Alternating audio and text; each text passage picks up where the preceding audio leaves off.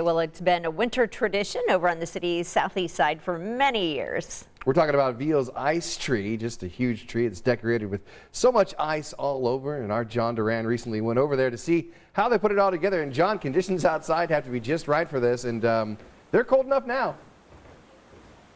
Oh yeah, and the Veal family might be the only ones around that check the forecast, see the potential for 40 degrees next week and go, oh man, because they need conditions like this to work. And a lot of people think it's built around an actual tree, which it isn't. I got to hear how it's built and how they use the cold temperatures to make it grow.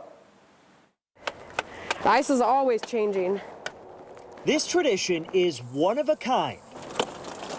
Yeah, that should help it a little bit. 25 feet of solid ice. This is a waterproof jacket, but I think really I'm just gonna try to find a raincoat. Wynter Veal-Hawk grew up working on it every January. I'm 31, so really as long as I can walk.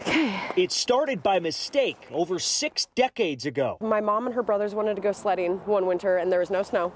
And so my grandpa and everybody said, well, let's just make an ice hill. What they got Oh yeah. was an ice tree. Everybody does think it's a tree. And they're not far off. We take old tree limbs from dead trees, we don't kill anything, and we add those around the base, and then when it's cold enough and we know it's consistently going to be 30 degrees or below, we turn the hoses on, let the ice form, and it forms pretty quickly. It's hard work. Just let it slide on in. In the freezing cold.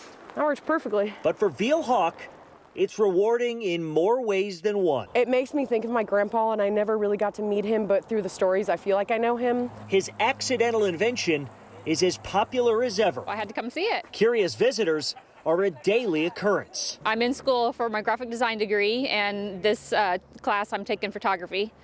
And this week's assignment is landscape. I thought this was a perfect opportunity, so I think I'm going to get a good grade. But there weren't any pictures snapped a year ago. Without having it the last 2 years, you really see how people appreciate it. When the ice wasn't up. It was a combination of things. It makes Veal-Hawk appreciate this work even more. This year, I feel like it's extra special because things are given and taken away from you. In the last couple of years, we haven't had the ice tree. She's holding on to the moments she has. That just shows how much I missed it in the past. And hoping winter lasts just a little bit longer.